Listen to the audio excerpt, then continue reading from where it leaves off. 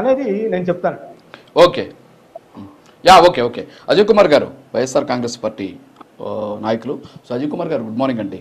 So ఎందుకంటే మళ్ళీ final వస్తే టైం సరిపోవట్లేదు. ఓకే ఇప్పుడు ఏంటి అసలు అంటే ఓకే మీకున్నటువంటి ప్రాధాన్యతలు వేరే అయి ఉండొచ్చు బహుశా మీ పార్టీకి సంబంధించి. సో మీరు ఇలా చేయాలి అని చెప్పేటటువంటి బాధ్యత కానీ అధికారం కానీ ఎవరికి లేదు. వినండి సార్ ప్లీజ్. ఓకే వినండి ప్లీజ్. సో కాబట్టి ఇక్కడ ఏంటంటే ఈ భాష ఏంటి అసలు? సరే మీరు కూడా చూస్తున్నారు, నేను చెప్పట్లేదు. లేకపోతే ఏంటి సార్ భాష, ఏ భాష మీద మీరు అభ్యంతరం చెప్పదలుచుకున్నారు? అంటే మీరు వినలేదా బహుశా ఇటీవల కాలంలో? అదే మీ నోటి నుంచి మళ్ళీ ఒకసారి విందామని. అంటే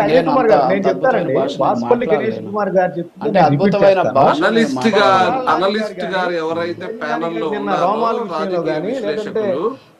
కొడాల నాని గారి రెండు పార్టీల మధ్య బ్యాలెన్స్ తో ఎవరన్నా తప్పు చేస్తే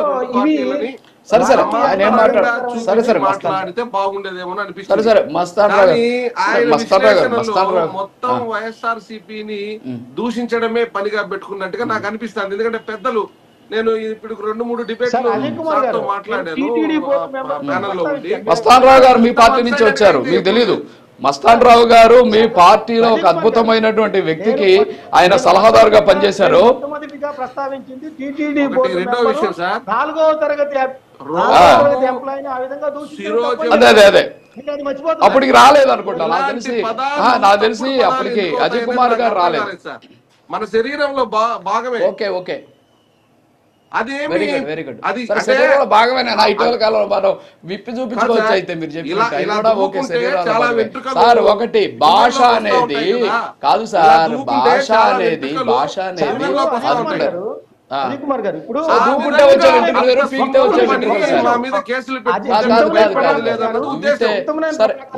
సరే ఇప్పుడు సరే అజయ్ కుమార్ గారు కాదు మస్తాన్ రావు గారు ఒక నిమిషం, మస్తాన్ రావు గారు ఒక నిమిషం.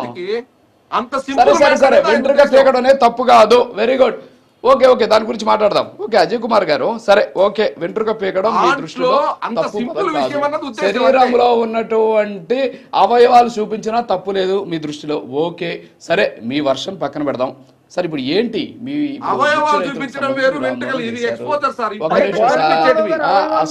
అసెంబ్లీకి వెళ్ళాం. ఒక్క నిమిషం సార్, చట్టాలు లేదు అవి కూడా బాడీలో భాగమే, చూపించవచ్చండి సార్, చూపించవచ్చు. అవి బాడీలో భాగమే కదా.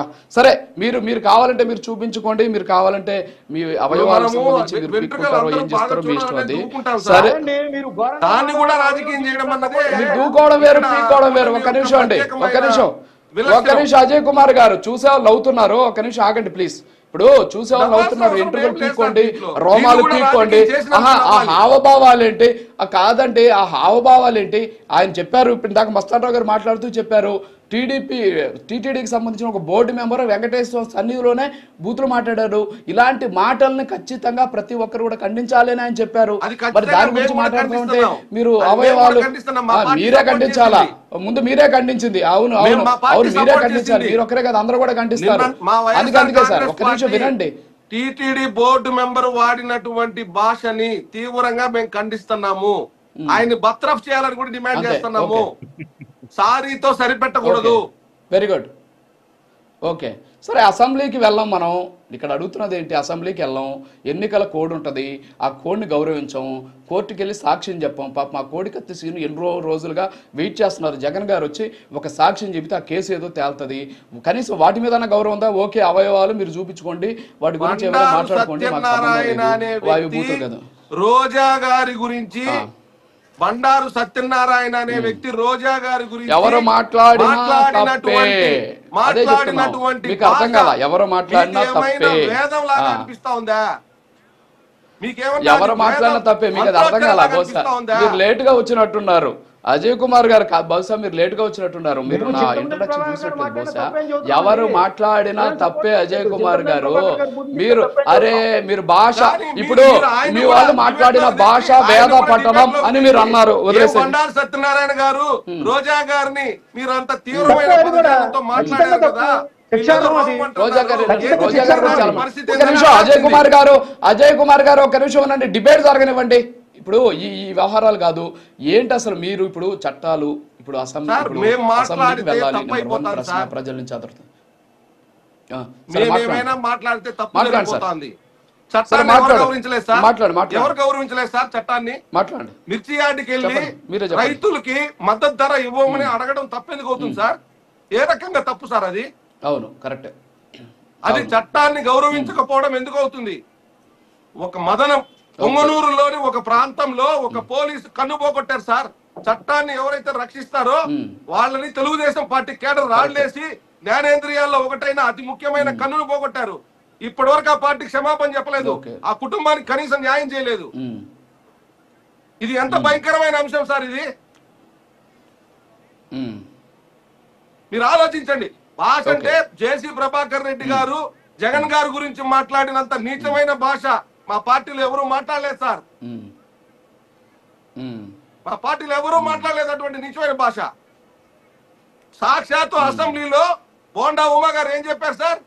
రే చంపి పాతేస్తాను నిన్నని మా పార్టీ ఎమ్మెల్యేలను ఉద్దేశించి మాట్లాడారు సార్. ఇవి తప్పు, ఖచ్చితంగా తప్పే. ఏ పార్టీ వాళ్ళు మాట్లాడినా తప్పే. వాటిని నియంత్రించాల్సింది పోయి ఒక పార్టీ వారు మాట్లాడితే మాత్రం తప్పుగా, మరొక పార్టీ వారు మాట్లాడితే వేగ మంత్రోచ్చారణ జరిగినట్టుగా చిత్రీకరించి మాట్లాడటం పట్ల మా అభ్యంతరం అంతా. ఇప్పుడు చట్టాన్ని జగన్మోహన్ రెడ్డి గారు అతిక్రమించారు. దానికి సంబంధించి మీరు అనుకున్న భావనలో మీరు అనుకుంటే దానికి సంబంధించిన కేసు పెట్టండి. అంతేగాని రైతుల దగ్గరికి వెళ్ళడం తప్పంటే ఎట్లా సార్?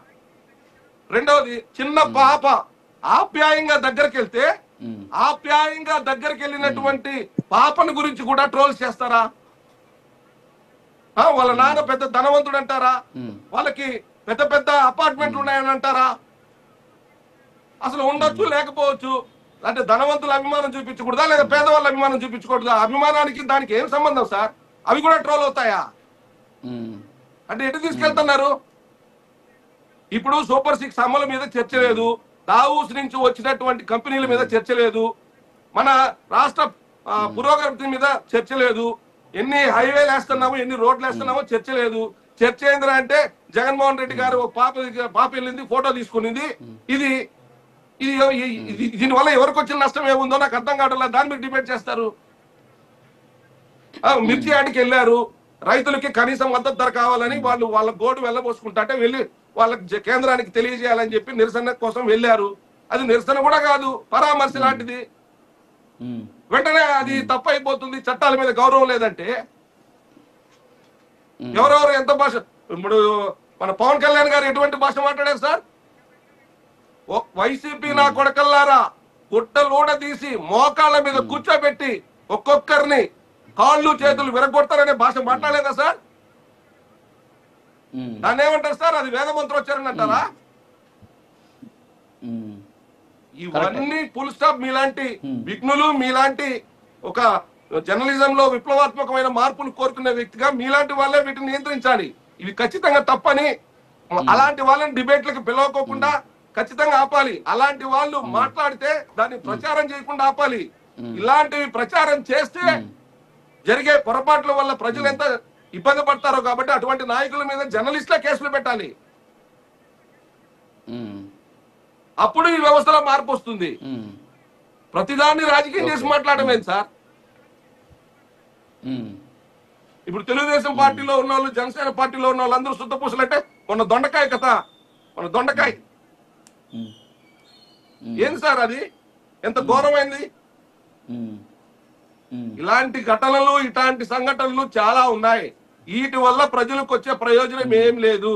అర్థవంతమైన చర్చ జరగాలి, రాష్ట్ర బడ్జెట్ మీద చర్చ జరగాలి, ఆదాయ వనరుల మీద జరగాలి. ఏ రకంగా అయితే ఇప్పుడు ప్రతిపక్షం రాలేదంటే అక్కడికి వెళ్ళి చిన్న పరామర్శకే ఇంత ఉలిక్కి పడితే ఇప్పుడు అప్పుడు ఎందుకు రాలేదు సార్? చంద్రబాబు నాయుడు గారు అసెంబ్లీకి రాలేదుగా, ఎన్టీ రామారావు కూడా రాలేదుగా, ఎన్టీఆర్ గారు కూడా. జగన్మోహన్ రెడ్డి గారు ఒక్కరు అసెంబ్లీకి రాకపోవడం వల్ల మాత్రమే ప్రజాస్వామ్యం కూని అయిపోయిందా? గతంలో ఎవరు చేయలేదా ఈ పనులు? ఓకే, దయచేసి ఆలోచించాలి. ఓకే అజయ్ కుమార్ గారు. యాక ఓకే ఓకే